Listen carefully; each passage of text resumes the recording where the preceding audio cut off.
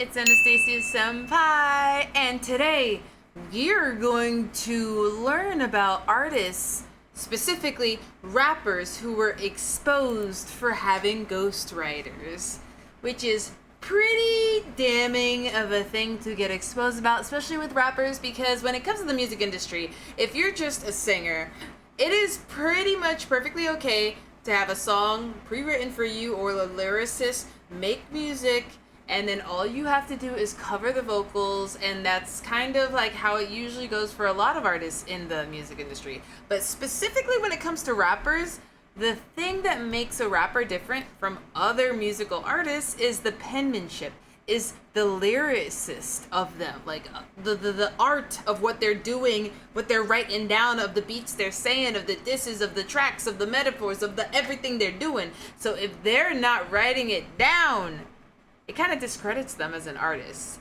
And if they aren't writing it down, at the very least they should be giving people credit and or admitting that they are not, penning all their own work. So to be outed to have a ghostwriter is kind of beyond embarrassing, discrediting, shameful. So let's see, what rappers got exposed? I'm willing to bet I already at least know of one. Let's see if I'm shocked and surprised by any others. Let's go. Oh yeah, and this video is by Luasta?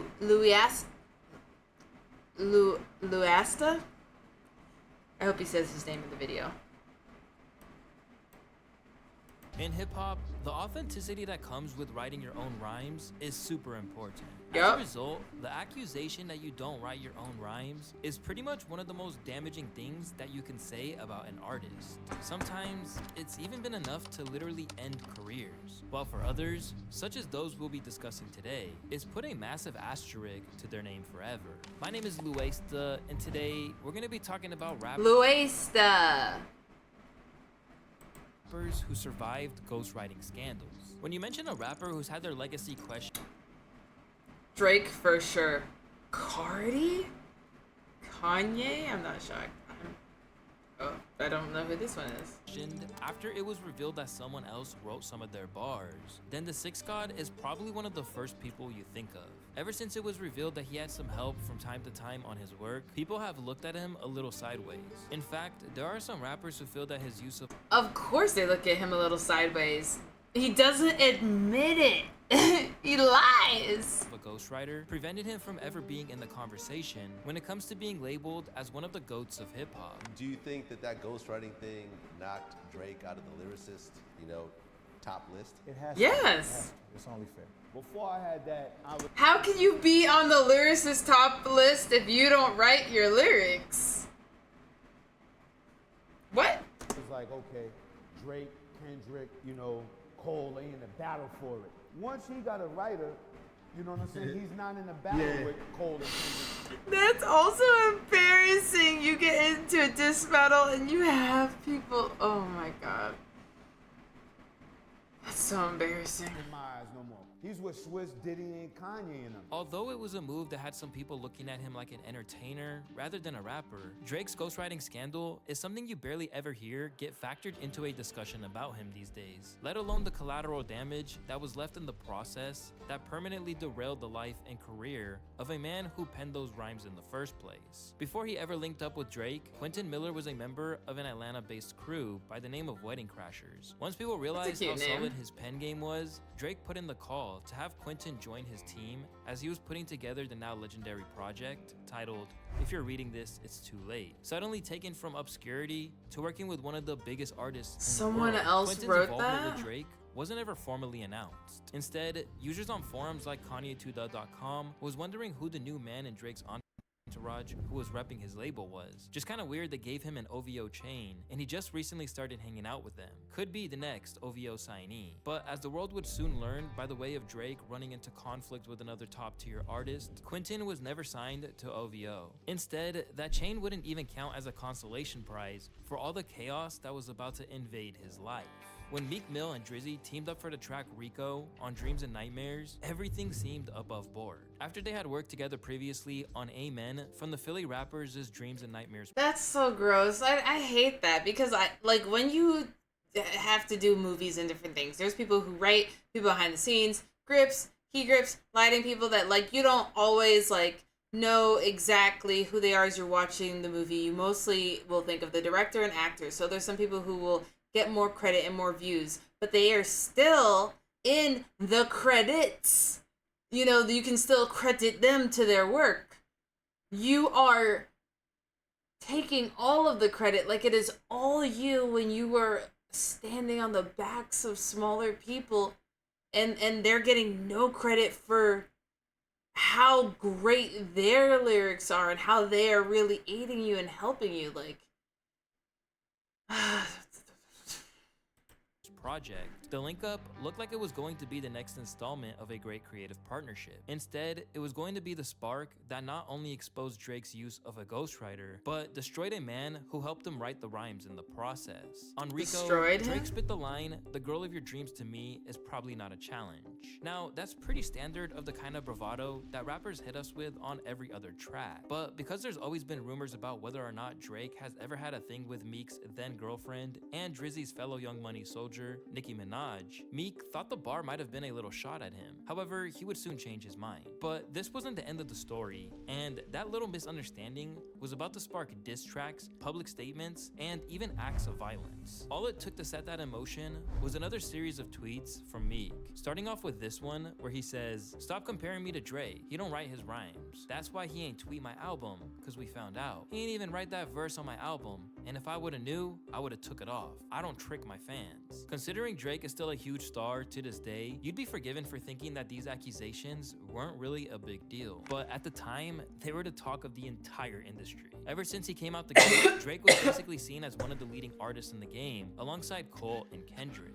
So the news that he wasn't writing his own rhymes was a massive mark against him in the eyes of hip-hop pursuits. Meanwhile, OVO insiders like 40 tried to do damage control. If someone wants to be upset that Drake made a great album, go for it. But don't ever question my brother's pen. Soon, the name of the man who was giving Drake a helping hand came out to the public, and it turned his life upside down forever. In the liner notes of If You're Reading This, It's Too Late, the name Quentin Miller pops up on tracks like Six Man, Now and Forever, Company, and You in the Six. Considering he got credit, Miller he got credit. Isn't exactly a ghostwriter, but no one cared about that when the headline that Drake doesn't write his own raps was much more scandalous. Particularly when the receipts for Meek's claims emerged in the form of a reference track for Rico that Funkmaster Flex played live on air. Oh, money, new women, gotta keep it bouncing. The girl of your dreams to me is probably not a challenge. As for other people knowing, Steven Dingle, the manager of OG Mako, basically confirmed that everyone from Atlanta knew, saying, "Atlanta is a small circuit, everybody knows each other, so we've been rocking with Mac and Quentin," Dingle said. Before the project came out, we just knew he was working with Drake. We heard the records and stuff like that. He probably had a confidentiality agreement or something like that, cause he never purposely said, "Yeah, I'm writing for Drake." We just heard records and he was like, "Yeah man, Drake reached out." OG Mako took the same stance too, arguing that Quentin should embrace the credit he Luis, I'm so sorry to just nitpick because it's just happened like 2 or 3 times now where you read a word and it was like a completely different word. Lots of love, lots of love. There's just a couple times you read something and you miss a word. Sorry. I let it go the first couple times, but that third one I was like, okay, it's just a small nitpick love. Deserved for contributing to some genuine hits. You hear 6 p.m. in New York, that's clearly Drake. It's amazing, it's lyrically profound. He told all hip-hop. But 6 p.m. in New York is not what everybody played every fucking day. It's 10 bands. And see, you added the word everybody. I'm sorry. That's the last time I'm gonna say something about it. That's Quentin Miller. I wasn't like Drake. I was just trying to show that it's these underground dudes that y'all keep trying to discredit. I'm glad you said dudes though. Instead of what the word was. Dap. That wasn't a punch. That was me dapping you. Dap. Respect, respect. Really out here boosting artists. Although people like Mako were fighting his corner and Meek was using him as ammunition in his beef with Drake, Quentin clearly didn't want to be known as someone who wrote tracks behind the scenes. As a result, he released a lengthy statement where he claimed, "Most of the project was done before I came into the picture. I wonder what happened to his leg. For me for the first time, thinking, why am I here? Like, what does he need me for?" The answer is nothing. I am not and never will be a ghostwriter for Drake. This is so off topic. You think if he kicks the hell out of someone, like would that like extra hurt if he did it with that leg? Like he'd be like and you'd be like, like he could break your leg with his leg. Like, sorry, my bad, my fault. I'm proud to say that we've collaborated, but I could never take credit for We don't realize that musty odors and tough stains can linger on our clothing, which is why I love Arm & Hammer Deep Clean. It contains millions of ionic micro scrubbers that penetrate between fibers to attack the anything other than a few songs we worked on together. Although he wanted to use him as his ace in the hole with his beef with Drake, Quentin wasn't feeding into the narrative that Meek wanted to create. And the Philly rapper was about to take drastic measures to try and get him to do his bidding. And soon, Quentin was about to learn that for him, nothing would ever be the same for him ever again. Meek and his crew caught up with him in LA and allegedly, under the direction of Nicki Minaj herself, assaulted him. One of his mans came back like with his phone out. He was like, "Yo, I need you to go on camera saying you apologized to Meek Mill and everything you said is a lie."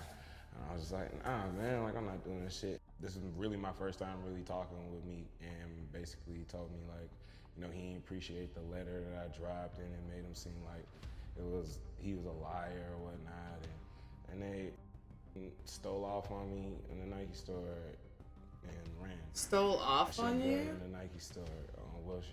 From that point on,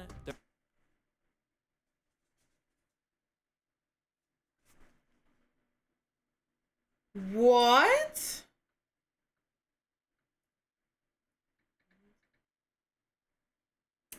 He lost his leg in a bad car accident recently?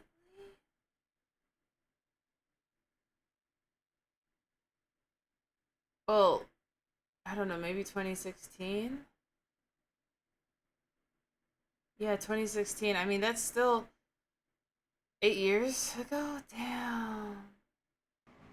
He had to get his lower leg amputated after a car accident.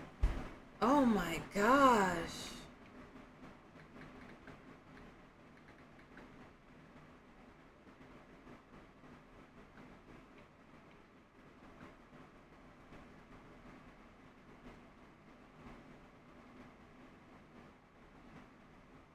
He got jumped in a Nike store.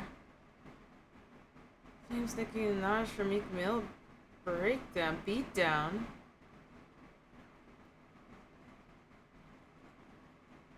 Yo, what? What? Yo. there was no more OVO Quentin Miller. Rather than being the new signee that the world thought he was going to be, he's pretty much been left on the shelf and only has about 50,000 monthly listeners on Spotify to this day. Meanwhile, for Drake and Meek, they have since moved on like nothing happened, squashing the beef officially when they reunited on Going Bad for Meek's 2018 project called Championships. Anybody that knows me knows that my strongest talent is writing. That is my strongest talent. But understandably, Quentin feels a little bitter over how much damage his career and reputation took, only for them to patch it all up without ever making amends with him. And his best friends now. They watch basketball games and they do shows and shit together, you know? So it's just like, what the fuck was that even for? What the fuck was all of that for? You know, like all the stress that it caused, you know? And I know everybody else is able to move on because everybody else's careers was established and shit. And my career wasn't established. It's just crazy how the best moment of my life, you know, after a tweet turned into like one of the most stressful moments of my life. Left struggling to rebuild, Quentin has kept trying to clear his name and let people know that he isn't a ghostwriter by trade. But that's all the mainstream ever sees him as. I'm not a writer, and that's like the interesting thing. And to all industry people out there and labels out there, like, please, I want y'all to know that I am not a writer. Don't invite me to your writers camps. Like, that was a special situation that just happened to happen. It was an opportunity, and you know, we just happened to be on the same wave. Aside from a few bars from Pusha T at the height of their beef about how it was written like Nas, but it came from Quentin, Drake hasn't really had too much flack about the whole thing. And in an interview with Rap Radar, he said he didn't even regret it. I've really made my peace. I have no embarrassment when it comes to what I did on that album. I worked with somebody on, I think, 4 or 5 songs on that record. I pulled my weight when it came. He said he didn't even regret it. I've really made my peace. I have no embarrassment when it comes to what I did on that album. I worked with somebody on, I think, 4 or 5 songs on that record. I pulled my weight when it came to my pen. It wasn't like I needed somebody to facilitate, you know, entire ideas. We worked together. If I need to be the poster child that took all those hits for all my peers hiding behind me that do the same thing every album, that's fine, I'll do it, you know, because there's a lot of people that link up with other people and make. Don't you love when someone's like defense is like, everybody else does it?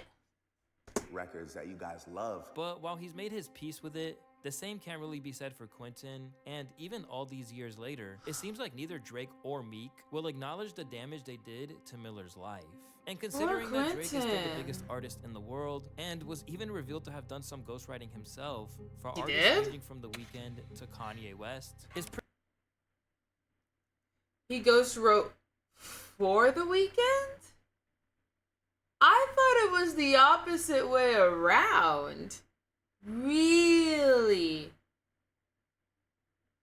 fascinating. Pretty clear he got off light compared to Miller. But another superstar... Yeah, he didn't get attacked and stabbed in a Nike store. I mean, like, yeah, he got off. And also, wow, what a quick thing to say about Drake and then move on. Because I was going to say, wait. He ghostwrote? That would give him at least a little bit more validity to being a lyricist if he writes good enough to write for other artists. What song did he write for The Weeknd? No, you can't just gloss over that. Hold on.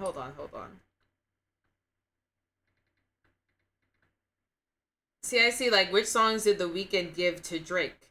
Crew Love, The Ride, another one. See, that's... And he's saying both backup vocals from Marvin's Room. I know The Weeknd gave Drake songs. Because I remember The Weeknd once saying, like, I gave half of my album to Drake when he was starting out, and Drake was interested in, like, his songs, and he took his music, but I have never heard the other way around. Did I hear him correctly? Did he say Drake ghostwrote for them?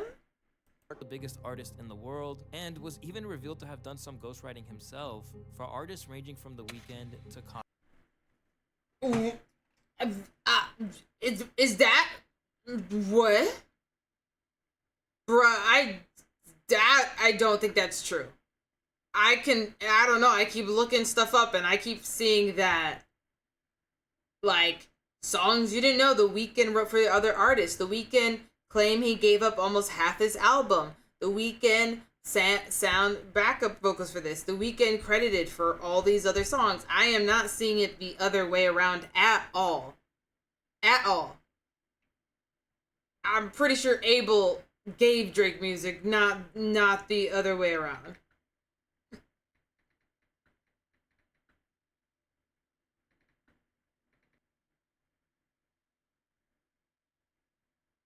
Okay, he has written for Kanye. That is correct. Drake has written for Kanye. Like 30 Hours or Facts. I don't know. All I can find is the Kanye thing. So I don't know how many people Drake's ghostwritten for, but definitely The Weeknd is not one of them. Nah, or I need to see. What song, what music? Because that's not true. Kanye West. It's pretty clear he got off light compared to Miller. But another superstar who hasn't been completely able to escape the consequences of pretending she wrote her own bars or not giving her co-writers Cardi B is Cardi B.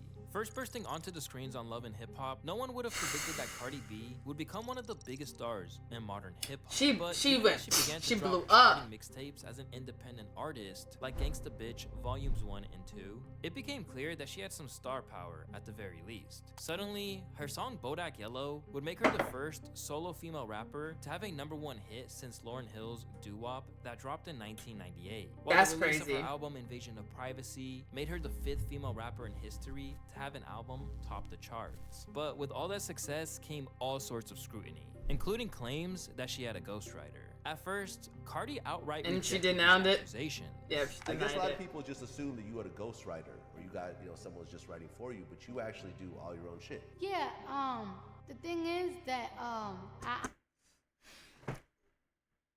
It sounds like someone immediately about to lie. A lot of people think you have a ghostwriter. Yeah, the thing is, no.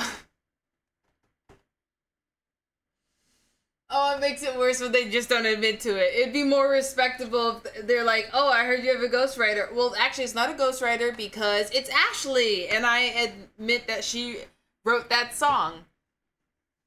I'm from New York, and Oh, I yeah? listen to hip hop like practically my whole life. As Uh-huh. I'm writing things, I study when these guys be freestyling, what is considered bars, what are considered metaphors. But as the spotlight kept increasing around her, people started digging and quickly discovered that things weren't exactly as they appeared. In the Invasion of Privacy project alone, it was quite common to see co-writers listed. In the case of Partisan Fontaine, he was credited on 12 out of 13 tracks on the project, including Okay. Bodak Yellow. Videos also surfaced of him performing songs like Be Careful in their entirety, a full year before Cardi released her version. Man, I thought you would've learned your lesson. About liking pictures, not returning texts. I guess it's fine, man, I get the message.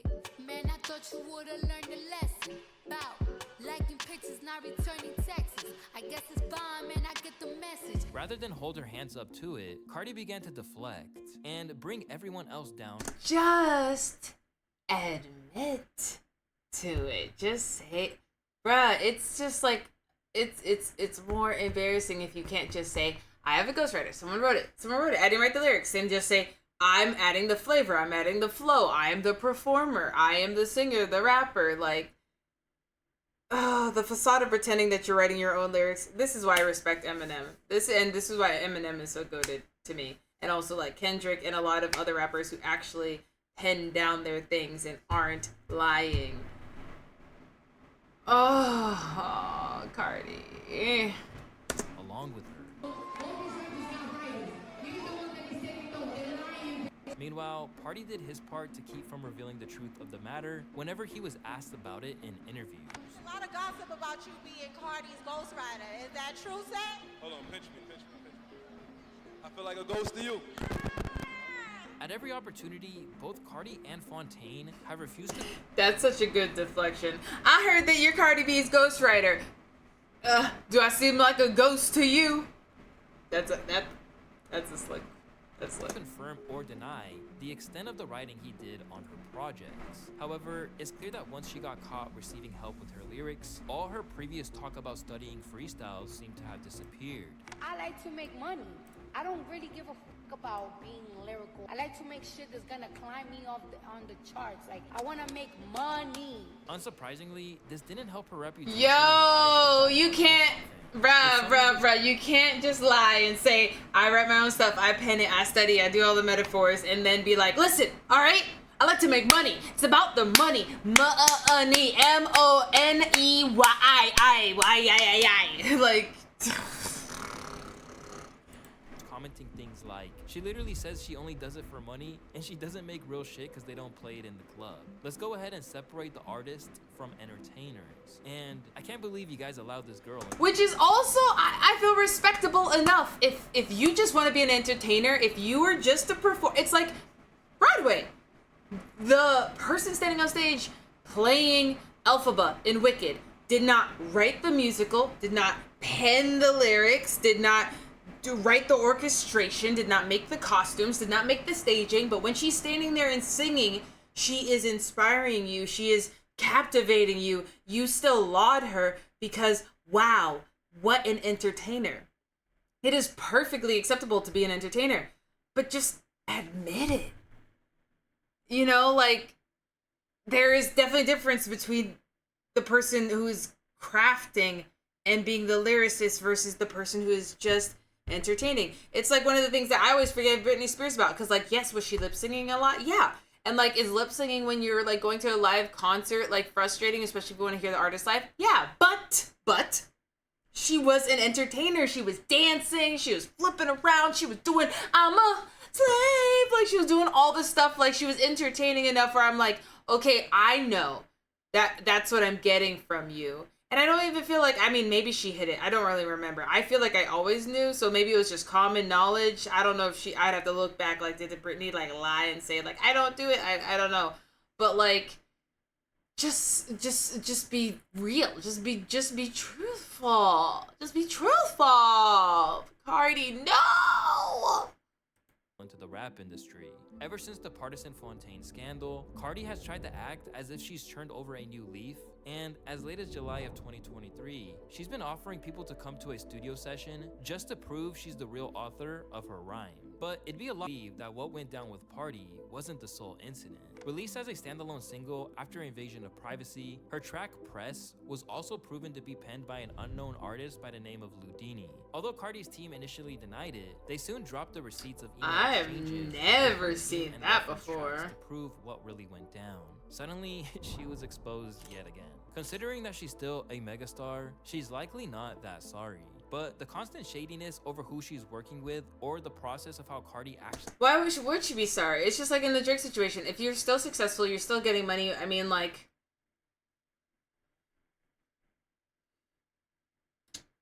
Some people don't care who they step on, man. makes music hasn't exactly been great for her reputation. However, our next entry has managed to escape pretty much all of that, and if anything, he's caused problems for his ghostwriters by being too eager to expose them. Since the early days of his career, Kanye West has always employed the talents of other MCs to help fine-tune his own rhymes. Over the years, he's enlisted the skills of everyone, from Consequence to Sci-Hi the Prince, Farnsworth Bentley, and others. Rhymefest literally wrote Jesus Walks. Meanwhile, people like Malik Yusuf have been around since the outset and worked extensively across his records. In fact, Malik's fingerprints were all across the life of Pablo, to the point that he literally had to clarify he didn't pen the whole thing. I was quoted as saying I wrote the entire Life of Pablo LP, and that's completely false, he said after the whole thing came out. When asked about my contribution to the project, I simply stated that I contributed to every song, not that I wrote every song. Although I could delve into exactly what every individual person wrote for Ye, there'd really be no point because for the most part, there's been no scandal attached. Because Ye is a producer first and a rapper second, he, similar to another individual we'll be discussing on this list, essentially receives a pass to seek help in a way that traditional MCs might not. Yet, the problems Kanye has faced with his writing team stems from the times he spoke up when it wasn't needed. First off, there was the drama which surrounded his album Ye, and specifically the track Violent Crimes. In October of 2018, West took to his always chaotic Twitter account to make some revelations about the process behind one of his latest album's best and most loved songs, saying, quote, "Partisan Fontaine wrote the Violent Crimes verses. I changed 2 lines. He wrote the entire song though. Sci-Hi Khan's Party, the ghost in the industry." Although some would see this as Ye just giving Fontaine his flowers, it was something that Party was less than pleased about. Nobody needed to know, he told GQ. I hit him up about that, like, that's not why I do it for. Already contending with the fallout of writing for Cardi, it's clear that he didn't want things... That's a weird take. I think that's, like, noble for Kanye to admit he didn't write it and to fully give someone the credit and to admit how little he did on a project. Like, saying I only did 2 verses and the rest is someone else, I feel like that's noble. That's what he should be doing. People getting mad at him for admitting the truth is crazy. To go down the Quentin Miller route. And over time, he opened up about how it all went down, and basically, working with Ye isn't an opportunity he could turn down. He reached out. I wanted to talk to Push. I'm like trying to get Push on the record. And he's like, yo, Kanye was just talking about you. I'm like, what? He's talking about me? And Kanye's one of my biggest influences, like an icon. I love Kanye. So when he said that Kanye wanted to work with me, I was just like taken back. So Kanye sends me a text a little while later, like, yo, can I call you? I'm like, bro, I've been waiting for this call my whole life. In other interviews, he remained positive that all of these ghostwriting allegations wouldn't hinder his actual career. Is it difficult Why at all for would you it? to establish yourself as your own individual? Is that a fight for you? Is that still Why? an uphill battle for you? To me, like where I'm from, to get any type of light was like a ladder, you know what I'm saying? I just needed a little stepping stone, you know what I'm saying? So regardless of what people knew me for or associated my name with, they knew my name. You know what I'm saying? Like, they know me for something. Half the battle is won. After contributing to 5 out of 7 tracks on Ye, the project marked the end of Partisan's working relationship with West. But rather than take off since then, he's still stuck in the same territory as he was then. An elite spitter who just hasn't quite broken out on his own. But sometimes, Ye's issues with his ghostwriters happen long after they've obtained fame and fortune. And in the case of Talib Kweli, he's unwisely took a shot at a man who literally put him on. Back in the start of West's career, Kweli was already an established star as both a solo artist and member of Black Star.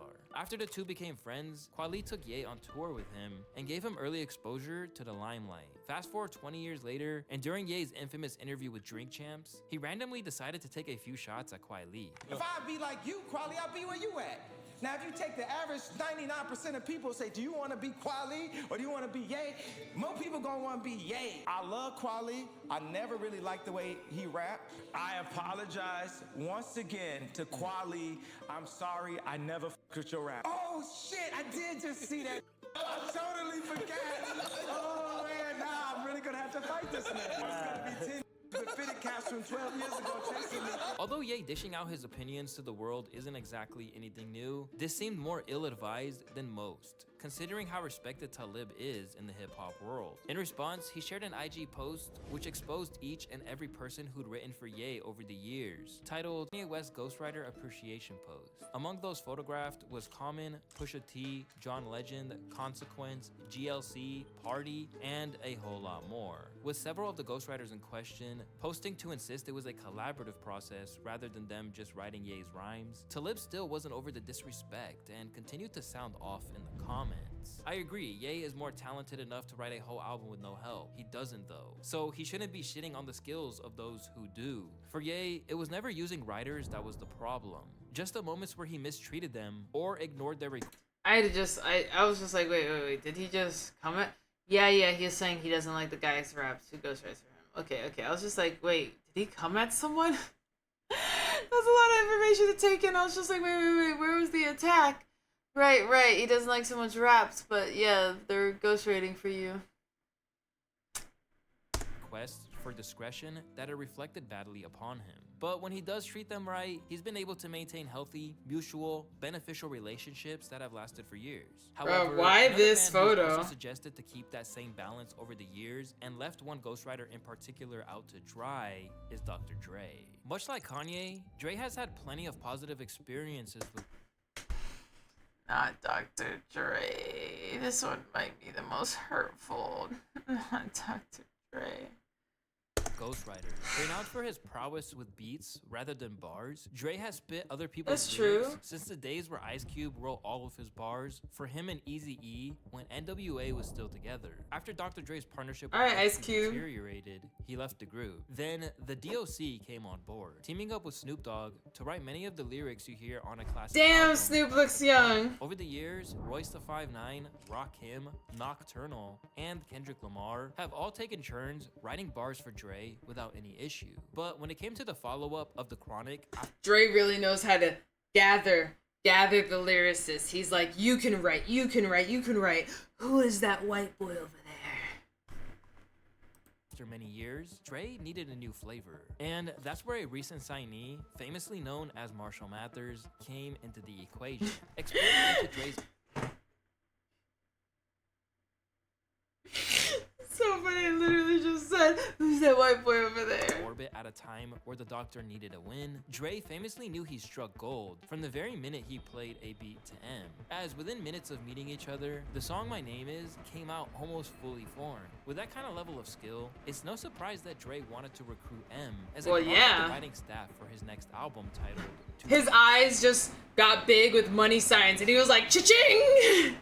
2001. Regarding his contributions to the project, it was well known that Eminem wrote one of the album's biggest hits directly. Additionally, What's the Difference was confirmed by DOC to also have been penned by Eminem as well, after a fan brought it up in a tweet. Among the other tracks that M has credits on within the album are M is so good. Let's Get High.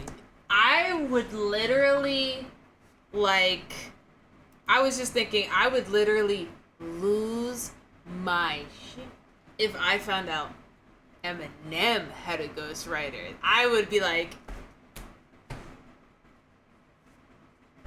oh my god, if that ever came out, oh my god, my whole life would be turned upside down.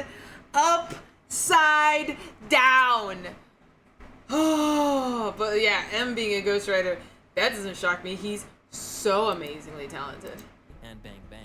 Another few timeless hits from Dr. Dre are featured as two of the biggest songs on the album, amassing over 2.1 billion listens combined, with Still Dre, which was ghostwritten by Jay-Z, and Forgot About Dre. Despite featuring Eminem on the studio version, Forgot About Dre was initially intended for the duo of Dre and Snoop. That was Eminem's idea. He wrote the song for me and Snoop originally. He laid the reference vocals for I've heard Snoop, this before. I like the way it sounds. I guess I never thought about that. He just kept it that way, and I laid my vocals, and that was it. I have no idea what triggered him to write that song. He just came in with those lyrics, and it's because he's amazing.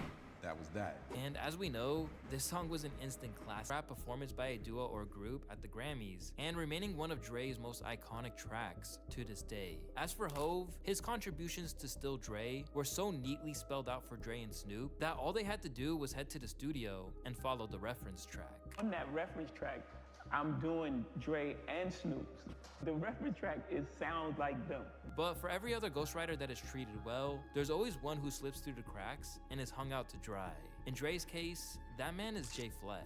While at Death Row Records, J Flex turned into one of Dr. Dre's preferred ghostwriters after they met by chance at a traffic light, where Flex handed Dre his demo tape. During his time working with Dr. Dre, J Flex quickly made a mark on writing tracks such as California Love in just 30 minutes and crafting Dre's memorable verse on Natural Born Killers. But where others like Snoop and M were elevated to fame after their internship writing for Dre, this didn't happen for the man who was seen on the record as James Anderson. And unlike the DOC, whose shot at being a star was destroyed where he crushed his vocal cords in a car accident, it wasn't because he wasn't ready. In fact, Dre basically used J Flex's skills and threw him to the wolves. Eventually, this would lead to Flex dissing him on the track Been There Done That, where he outlined how much he'd been allegedly scammed. No question the real about the DRE is that he damn near had me writing rhymes for free. Ain't trying to give me no royalty. Make a mill off my shit and give me a few G's. Since way back when he was with Easy, stealing credits from Snoop in the DOC. Compelled to make a diss track by Suge Knight after Dr. Dre left Death Row behind, releasing that track probably stopped any chance of reconciliation between the two. But to this day, Flex still feels a way about how Dr. Dre just cast him aside and into a potentially deadly situation with Suge. I don't have no animosity because he didn't have to pull over and stop and take my tape. So I'm gonna be forever grateful to him for that. But what he told us was that he was gonna take care of our contractual obligations to Death Row. And he really just saved himself. And then when I asked him about it, he said, oh, well, why don't you set up this Ghost Publishing Company? You know what I mean? Because Suge ain't getting a dime from me. That was his exact word. How I looked at it, though, was, and I can understand he had to make his move, but how I looked at it was, okay, you want me to go behind Suge back and write for you when I ain't really got my proper money in the first place. But then you want me to go behind Suge back and take chances on crossing this when I see what he do to that cross you. And then, but you ain't even doing it right. You know what I mean? So to me, that showed me because he came at the friend role in the beginning like we was buddies. You know what I mean? I always thought he was looking out. Across situations like those faced by Quentin Miller and J Flex, we see how precarious the road of a ghostwriter really is. Because the minute that it's you or them, the mainstream artist won't hesitate to throw you to the side in order to save their own skin. So while examples like Eminem, the DOC, and Snoop show that it could be an important stepping stone in your career, more often than not, it's only going to bring drama when these rappers are outed for not really being the person who opens their rhymes. So the real question is if the risk is worth the potential reward. Yo, That was wild. Yeah, I mean, of course, because of the Kendrick and Drake beef, I knew Drake had Ghostwriters, so that was the one that I knew for sure. I guess I couldn't be too shocked with Dre, but a part of that definitely was new information. Kanye had no idea, but at least he's super straightforward about it. I don't know. The highest compliment I could give Kanye is how straightforward he was about that. Cardi B, I think, was the most disappointing to hear, because that was just, I had no idea. I mean, I had no idea about a lot of it, but like I thought she really penned her own stuff. Yeesh. Bruh, did any of these rappers surprise you? Did you know all of these rappers had ghostwriters before? What do you think about the fact that some artists have ghostwriters? Especially the rappers in the industry, and especially when they say they don't. Boy, I don't know why people can't just. I don't know. I don't know why people can't just admit to it. I thought what Kanye did was good, but then people were mad at him. Bruh, music industry is complicated. Huh.